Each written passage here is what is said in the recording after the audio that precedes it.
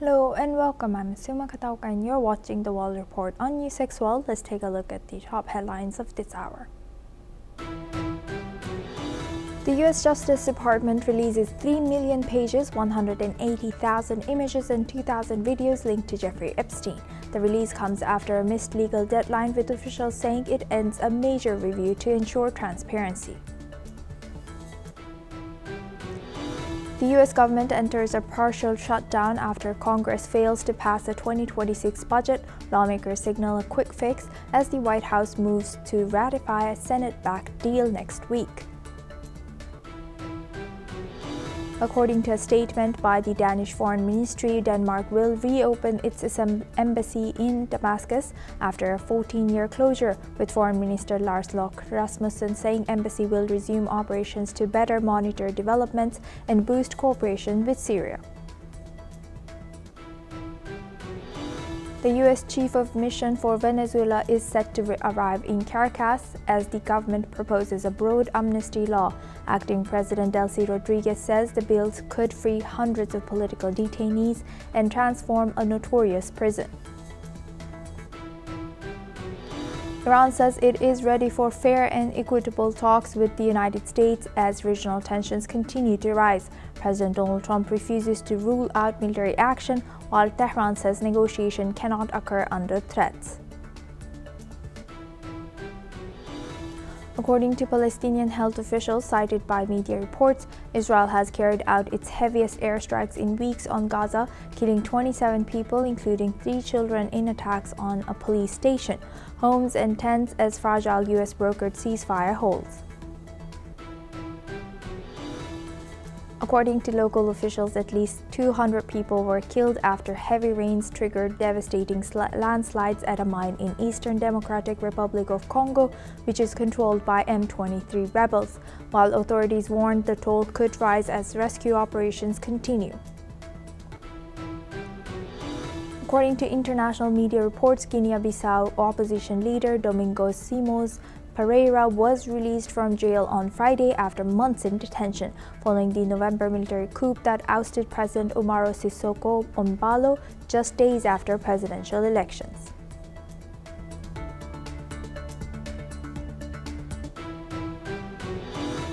Now we start this hour with U.S. More than 3 million documents released by the U.S. Department of Justice are shedding new light on Jeffrey Epstein's contacts after his 2008 conviction for prostituting minors. The newly published files include emails with a woman identified only as Sarah, widely understood to be Britain Sarah Ferguson, the former Duchess of York. The correspondence shows warm exchanges between Epstein and Sarah, including references to business dealings, personal messages, and discussions involving her daughters, Princess Beatrice and Princess Eugenie. Other emails reveal Epstein discussing plans involving Fergie, including requests for public statements defending his reputation and references to meetings at royal residences. All of the exchanges date from after Epstein's conviction. The disclosures also renew scrutiny of Prince Andrew's relationship with Epstein. Andrew has denied wrongdoing, but was stripped of royal titles following earlier revelations and a civil settlement with accuser Virginia Giuffre.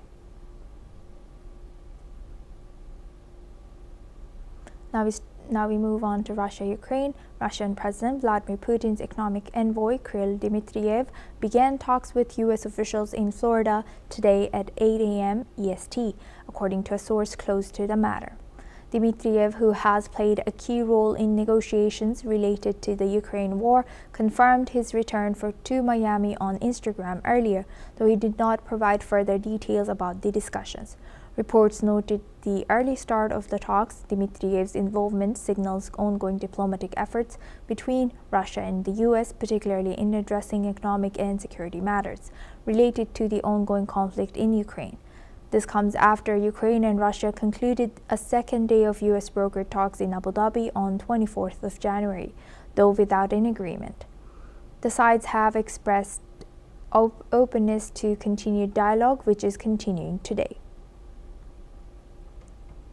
Now, for this discussion, we welcome Mr. Collins Chong-Yu-Keith. He's a Foreign Affairs and Security Strategy Analyst, joins us live from Kuala Lumpur.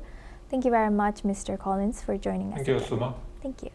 Now, looking at this, what do you think are they discussing? Or do you think they are preparing or they're making sure they are aligned on certain issues as they prepare for if the planned talks tomorrow do happen?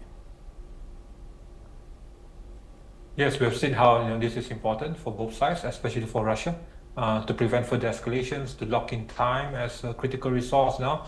Russia is cognizant of the fact that demographics, the factor of demographics, the factor of technology access, capital constraints are all working against Russia. And the best outcome for now is to manage this friction to prevent further escalations, which will be in favor of the US, and hence we have seen how the urgency of the talk, and of course also it is to force Russia to accept the limitations, and that the venue of the talk in Miami, it's also strategic, it's also important, and the fatigue on the Western front or the Western hemisphere is more of a political fatigue with regards to Ukraine, but the fatigue with regards to Russia is more on time, resources, material. And in all accounts, material fatigue is always more damaging, and of course this is to control the risk of further escalations. And the longer all this, the Ukraine war drags on, the higher the risk of miscalculations, and of course probabilities of further escalations and crossing the thresholds. And we have to remember that this is not only with regards to the Ukraine war. This is also to manage Moscow-Washington ties in a broader term, and taking into account also the factor of the Trump administration, and that Moscow understands that Trump does not negotiate under pressure, and he has always got this leverage, and he negotiates outcomes with enforcement, with red lines, and this will push Russia to seek early channel control. And I don't expect to see any grand bargains to come out of this meeting, if any. But this is more of a choreography of containment of escalations, and in technical aspects to set clearer terms on reducing frictions and tensions moving forward. But and of course, have to build more trust and confidence along the process. Right. So, do we know of any such talks between Ukraine and US? As you know, we only know for now of Russia and US. Yes, we've seen how this is still in the early timeline, and of course the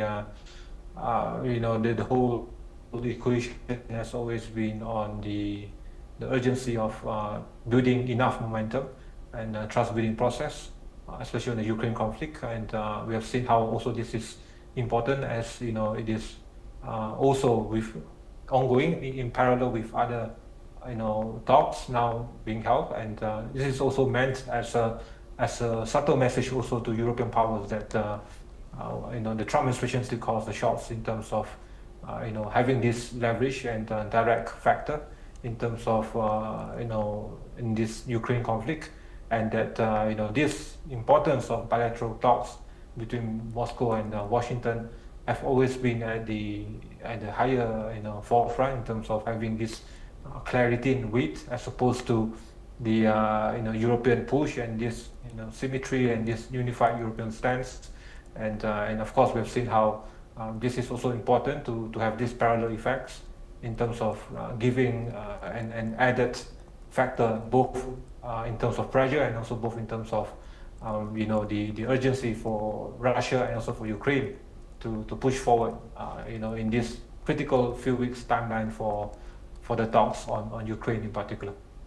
Right. And last but not least, how do you analyze the current alignment between US, Russia, Ukraine, all of them? Well, as I've stated, the time is not on the factor. The time is on the side of Russia, and of course also both sides have been greatly affected, and Russia can push on further for as long as it wants. still, you face, economic constraints as this drags further, and Ukraine also feel the same. And hence, President Trump has always emphasized on the need to put a stop as early as possible. And this involves lives, and that's not only on economic destruction. We have seen how Ukraine has also suffered in the winter with this, the attacks on the energy infrastructure, and both sides have suffered casualties, and for years now. And this is the critical timeline for both Russia and Ukraine to also of course work on the sensitive issues with regards to the territories. And it is only with the sustained pressure and factor of the Trump administration to push for this. And if it is led, to the European powers to decide, this will further drag on without substantive, factors to end this war.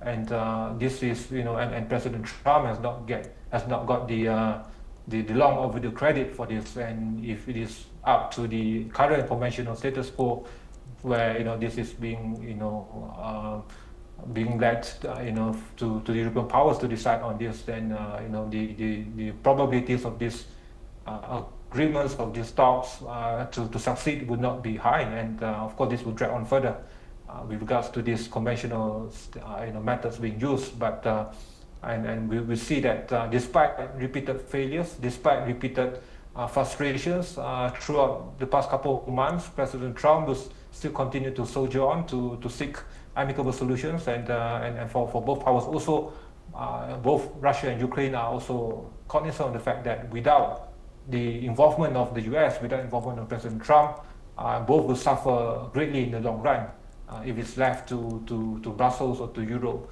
to play as the mediating factor. So, but I foresee that for the next couple of weeks, this will at least have some semblance of hope, and that I don't see, at this almost the last mile, President Trump will double down efforts, especially with the involvement of Kushner and Witkoff, and also we've seen how this push, the final push also by all three parties to hopefully to have some breakthroughs in the next couple of weeks.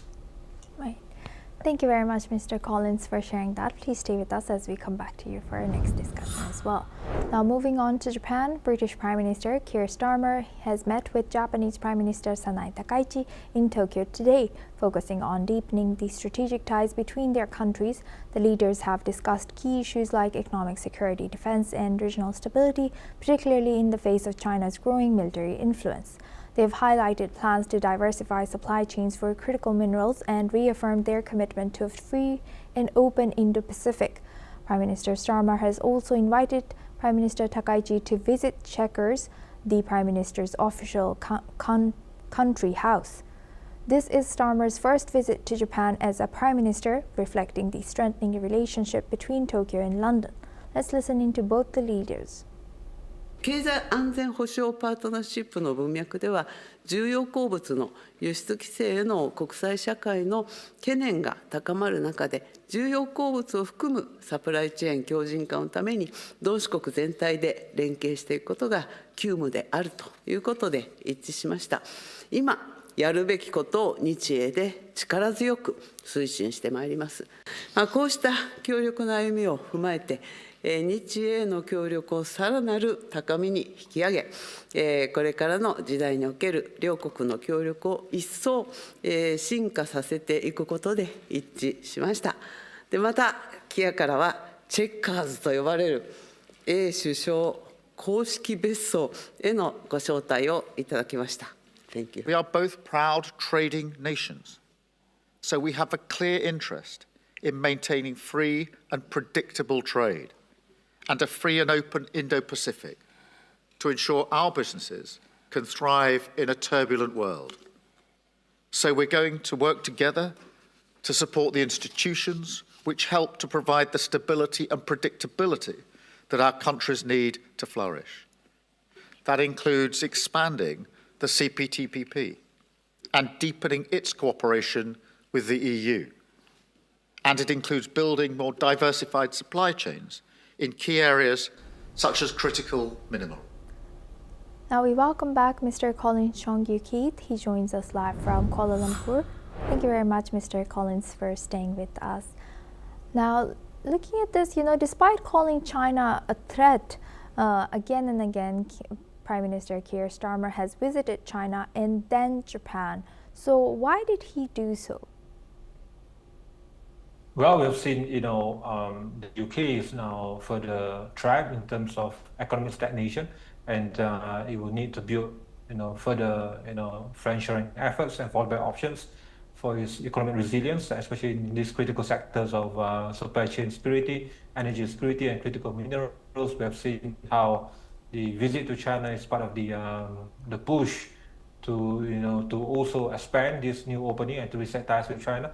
Amidst these new challenges in terms of the uncertainties with, under the approaches or models of the Trump administration, and of course also to seek expanded market access and of course for greater economic collaborations.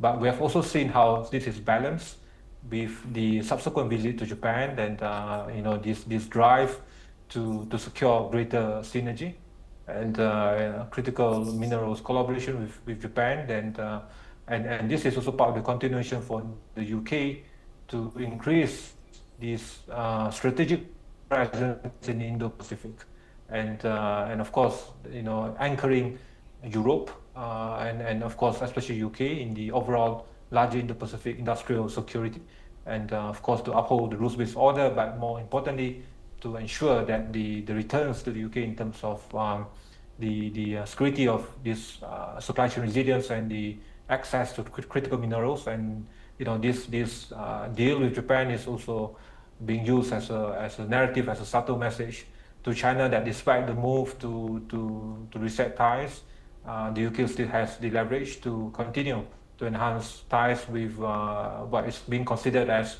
a power or partner that is very much aligned with the interests of the UK, with the policies and vision as a whole, especially with regards to standing up for freedom and democracy.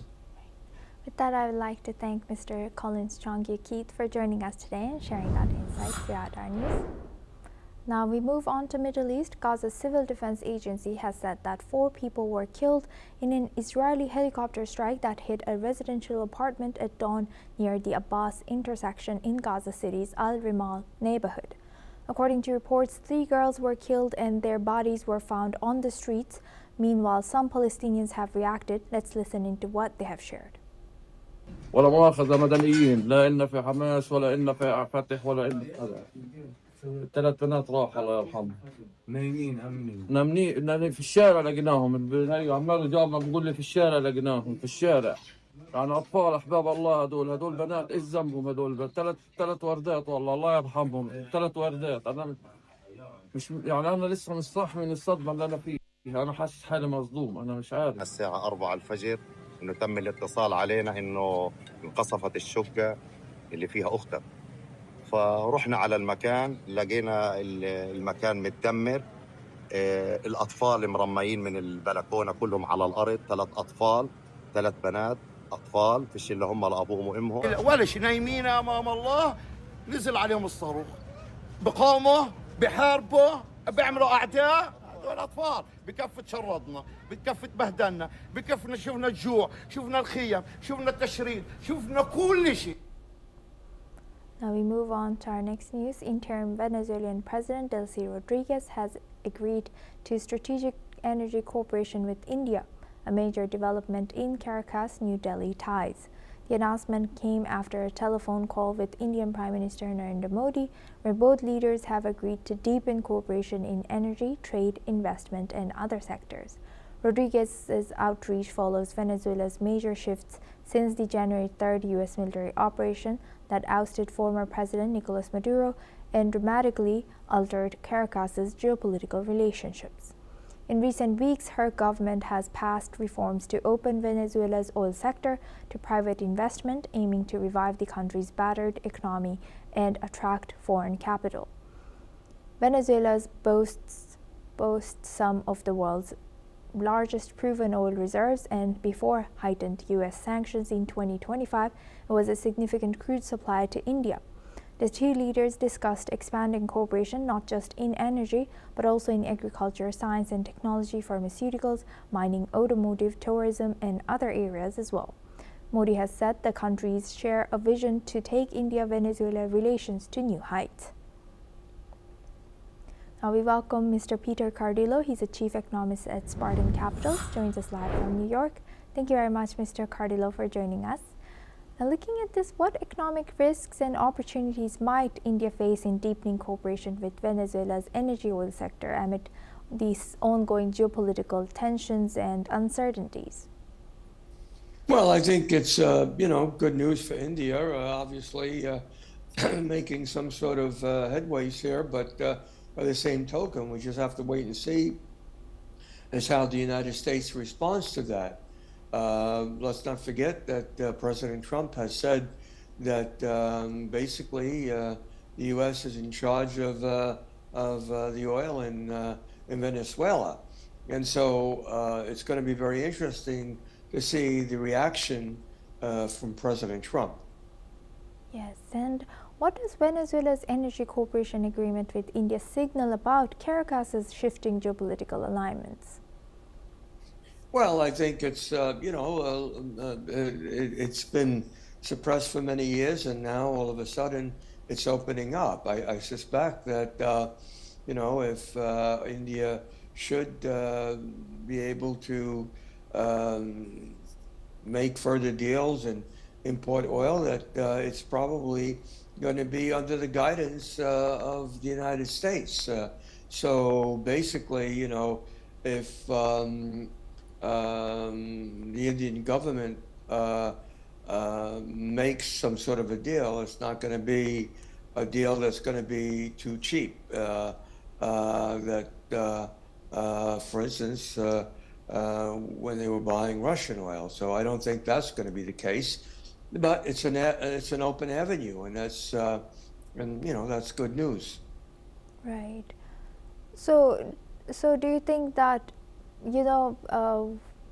India's ties or India buying crude from Russia was criticized by Trump administration, but how will Venezuela's deepened ties with India affect its diplomatic relations with the United States, if it will? Well, like I said, we just have to wait and see. Now, President Trump certainly doesn't hold back, and he'll be straightforward. And if he thinks that this could ruin India and the United States diplomatic relationship, he'll let it known, and I suspect that it could happen. But we just have to see what the reaction is at this time. That doesn't mean that India can't probably pursue it, but it might be a challenge both for India and for Venezuela itself. Yes, thank you for highlighting that. And lastly, Mr. Cardillo, to what extent could Venezuelan reforms attracting foreign capital help stabilize its battered economy, and what structural challenges will be remaining as obstacles? Well, the whole aim here is for the United States to help Venezuela get back on track, and I suspect other sectors of the economy as well. But again, President Trump is more interested in the oil than perhaps the rest of the Venezuelan sectors. So we just have to wait and see. And I suspect that if there is a larger engagement between the United States and Venezuela, that could come to fruition at a later date. But for now, it seems that the focus remains on oil, and we just have to wait and see how the present Venezuelan government reacts, if it fully cooperates or if it doesn't. I read something just the other day where it seemed that the new Venezuelan president made some rather negative remarks towards the United States. If that were to happen, if that would continue to happen, negative in the sense that she's from what I read, is she tired of the United States interfering. Well, if that is the case, that could bring further strains going forward.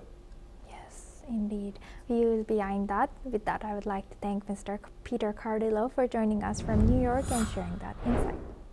Well, that's all we have time for. Keep watching NewsX World for more news updates from around the world.